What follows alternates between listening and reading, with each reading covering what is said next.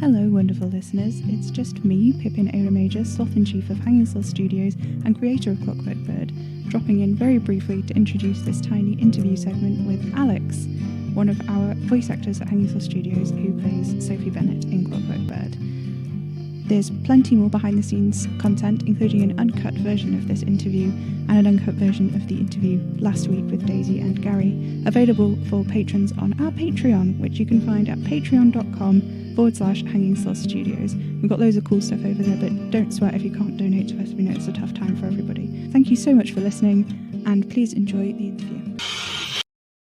I'm Alex. I voice Dr. Sophie Bennett in Clockwork Bird. I'm an artist, a writer, a beekeeper, and I'm currently getting a PhD in climate change fiction. Did you like the character you played in the show? That's a great question. Yes, I have a great amount of fondness for Sophie. Her lines are always fun. I enjoy how sardonic she is. But there's also a great deal of sincerity to her that sometimes breaks through, although never for the right reasons. She's smart and determined and driven, and a super nuanced character who never really commits to black and white ideals of, good and evil. That's what I like about all of the characters in Clockwork Bird. The nuance of character, morality, makes them really well-rounded, interesting people who you could conceivably just bump into in real life. As a person, no. I think she's probably the worst character in the main cast. I mean, I'm not including obviously Evil Yuko Corporation as a character. They're a bit too nebulous for that.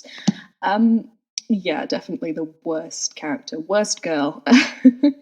You could, I think, if you were being very, very, very generous, say that her heart was in the right place and her intentions were good, but that doesn't at all excuse her actions. And you know what they say about intentions and a certain road to somewhere that uses them for paving stones.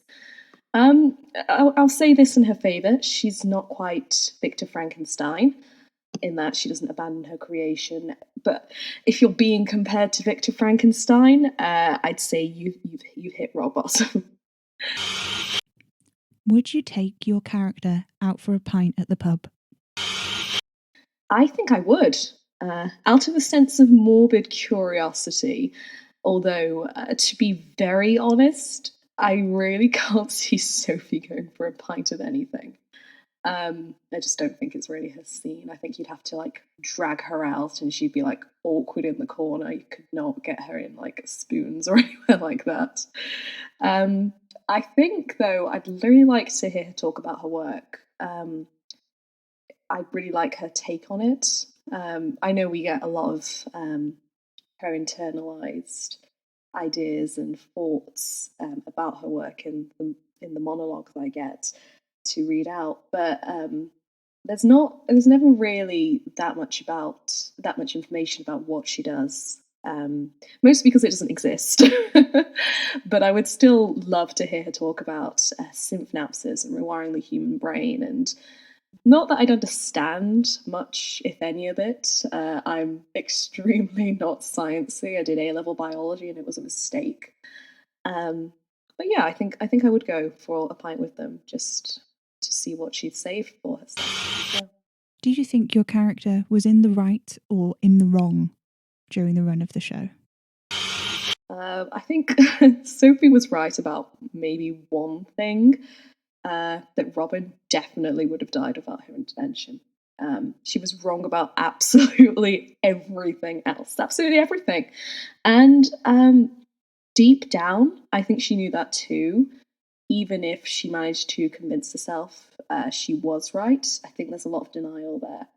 And I always came to Sophie with a lot of mental gymnastics. I can just see herself. I think she does have a strong moral compass. I just don't think it's at all attuned in any of the right directions. And I think Sophie would have been very willing to mow down a lot of people to get to where she wanted with her research if she could justify it by saying, "Oh, it's for the greater good." If someone was to ask you what you thought Clockwork Bird was about, what would you tell them? I would say Clockwork Bird is about, hubris, proper Greek tragedy hubris.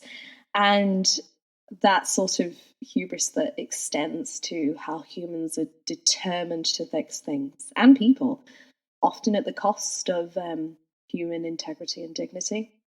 And Pip did such a great job with the themes of Clockwork Bird and, really breaking away from a lot of established tropes about, I don't know, the Frankenstein narrative. And I think hubris, though, is one of the tropes and themes that really, really works in this podcast. And it's interesting to see what other people will think of it. I mean, I think other people will probably disagree with me, just going, "Yeah, it's all about hubris." um, and to those people, I say, well, it's also about how awesome and cool AI is. But that's just my opinion. What was your favourite part of the show?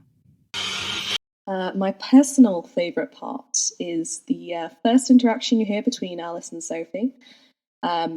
Bit of behind the scenes was my first time I'd ever done voice acting. I'd only ever recorded myself reading poetry out loud to send to people for jokes.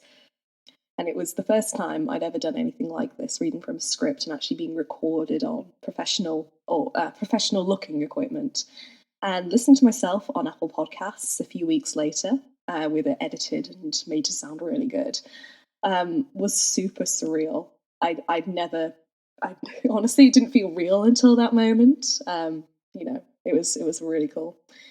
But that moment where Alice and Sophie are having their conversation is, so interesting because it's such a brief conversation, but you have a really good idea of who the characters are and what they want and what they're trying to do, but you're still left with yet more questions.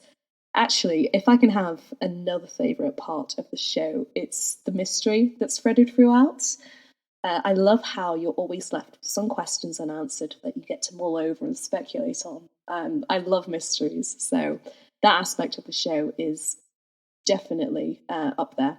Probably my favourite part. What was your favourite thing about the process of making this podcast? My favourite thing about making the show was definitely recording with Jessie. Believe it or not, we never really rehearsed together, aside from, saying the odd things in the room, like literally just before. So everything you hear is basically just banter and us bouncing off each other's characters. Pip even rewrote sections of the script so we'd have more snarky back and forth between Sophie and Alice, just because for some reason we were just really clicking with the back and forth. I'm pretty sure that I was the one who messed up the majority of the takes. Normally because I'd flub a line and swear, or because I was laughing so much, but the atmosphere was just, perfect for that. I'm super grateful that I had the chance to try my hand at voice acting, and I really can't wait to get stuck into the next projects coming up from Hanging Sloth Studios. I'd also like to thank all of you for listening and for giving our podcast a chance and also listening through the interviews. I know I often skip those on the podcasts I listen to. But I really hope you enjoyed it, and I really hope you stick around. We've got some really cool things coming up that I hope you enjoy. Yeah, thanks.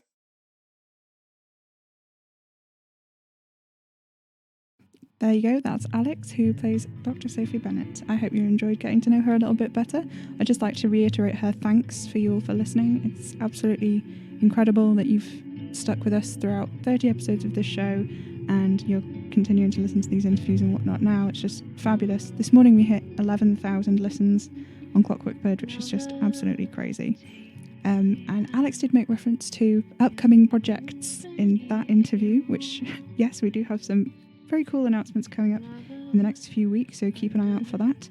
And we have open casting calls at the moment over on hangingslothstudios.wordpress.com/auditions. There's a link for that in the descriptions if you're interested in being part of one of our shows. And of course, like I said at the beginning, if you'd like to support us and support our actors and help us start compensating them, which we can't actually afford to do at the moment, so if we can pay them for their time, that would be amazing. But obviously we know that it's a tough time for everybody, so don't feel bad if you can't subscribe to our Patreon. But if you would like to, if that's something that you can do and you would like to do, you can do that at patreon.com/Hanging Sloth Studios. There's a link for that in the description too, and there's more behind the scenes content, more interviews like this, and I quite often sit down and talk about what it's like to make a podcast, and all of the steps involved, and quite often I'll get Jessie and or Alex or other sloths involved in doing that. And we also do tarot readings if that's your jam. So come over and check us out on Patreon if that's something you want to do. But otherwise, don't feel bad about it. Thank you so much for listening, and we'll see you soon.